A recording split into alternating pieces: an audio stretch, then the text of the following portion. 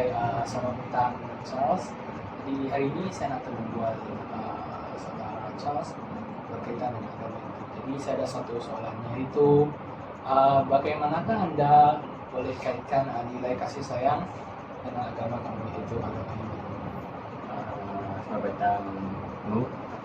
Jadi soalan yang terbaik yang dilontarkan daripada saudara Nur tadi. Jadi bagi saya, setiap agama dia ada dia punya nilai kasih sayang masing-masing, mengikut ajaran agama masing-masing lah.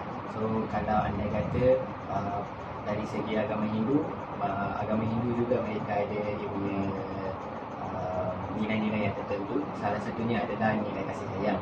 So nilai kasih sayang ni agama Hindu dia menunjukkan kepada para manusia yang lain adalah dari segi beberapa perkara.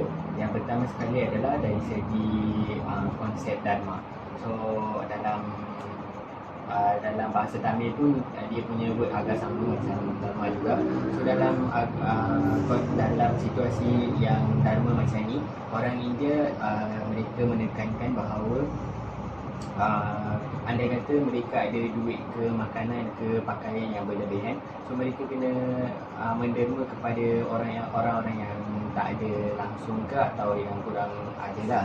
So tapi yang itu pun kita tak boleh bagi baju-baju yang koyak lah, baju-baju yang kotor kita bagi kepada mereka, bukan satu. So dia ada okey, andai kata saya bagi baju yang ni tapi saya guna sekali je, lepas tu dia dah kecil ke satu lah, tapi still baru kan, so saya boleh derma kepada yang tak ada lah. So dia punya konsep agama macam tu, dia punya derma.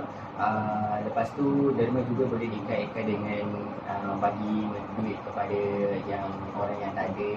Contohnya kan di negara kita ada banyak rumah anak yatim. Dia ada macam, ada yang kanak-kanak, ada yang orang tua. So bolehlah kita menderma pakaian ke, setahun sekali kita pergi celebrate birthday dengan dia orang ke, beri makanan ke, sumbangan ke untuk dia orang lah. So itu adalah salah satu konsep ataupun nilai kasih sayang kita boleh buat terhadap orang-orang beginilah dari segi agama Hindu. Seterusnya yang kedua, agama Hindu juga menekankan nilai kasih sayang dari segi kitab orang Hindu lah, iaitu Bhagavad Gita. Seperti mana orang Kristian mereka ada kitab Alkitab, so orang Malay mereka ada Al-Quran. So begitulah orang India mereka ada Bhagavad Gita. Dalam Bhagavad Gita tu perkara-perkara yang sama lah seperti mana yang dinyatakan dalam Al-Quran, Alkitab, semua tu benda yang sama juga diterapkan dalam Bhagavad Gita juga. So bagaimana seseorang manusia itu menunjukkan kasih sayang kepada orang lain. So dia ada berapa jenis kasih sayang, begitulah.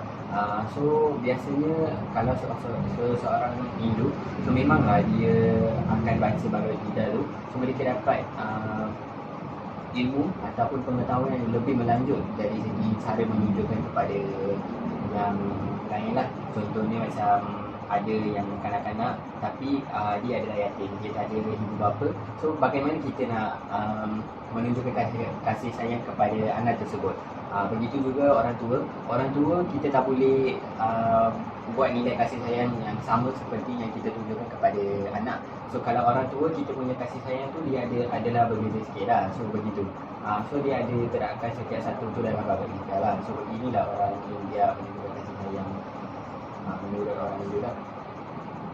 Okey, baik Charles, penjelasan yang amat baik. Jadi itu saja buat sesi mubah hari ini. Sekian, terima kasih. Okay, terima kasih. Okey, baik, selamat petang saudara Eliza. Jadi hari ini saya amat bergembira untuk berjumpa dengan Eliza untuk mengadakan satu sesi berbual berkaitan dengan satu soalan, iaitu bagaimanakah Anda mengaitkan nilai kasih sayang dalam agama iaitu agama Kristian. Okey, sebagai seorang penganut agama Kristian, nilai kasih sayang merupakan satu nilai yang diajar oleh ajaran Yesus. Okey, sebab dalam Bible kami ada tulis God is love. 1 John chapter 4 verse 8, di mana menunjukkan bahawa kasih sayang adalah datang daripada Tuhan. Selain itu, dalam satu verse lagi First Corinthians chapter 13 verse 4 to 5, dia menyatakan bahawa love is patient, love is kind, it does not envy, it does not boast. Jadi di sini kita boleh nampak love, kasih sayang, dia adalah secara sabar, adalah secara baik hati.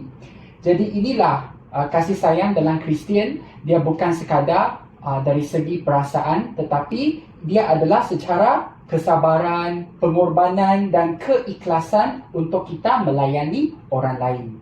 Itu saja untuk hari ini. Okey, baik, perkongsian yang amat baik Saudara Reza. Jadi sekian itu saja daripada sesi temu bual kami. Sekian, terima kasih. Baik, selamat petang Saudara Chong. Jadi hari ini saya nak temu bual anda berkaitan agama Buddha, iaitu saya ada satu soalan, bagaimanakah agama anda mengaitkan nilai-nilai iaitu kasih sayang? Okey, daripada perspektif agama saya iaitu Buddha, terdapat beberapa contoh. Yang pertama sekali adalah konsep metta, iaitu merujuk kepada kasih sayang sejagat. Dalam ajaran Buddha terdapat konsep metta, iaitu kasih sayang yang tulus kepada semua makhluk tanpa membezakan bangsa, agama ataupun status seseorang individu. Jadi penganut Buddha digalakkan untuk menyayangi orang lain seperti diri sendiri serta sentiasa mendoakan kesejahteraan semua makhluk.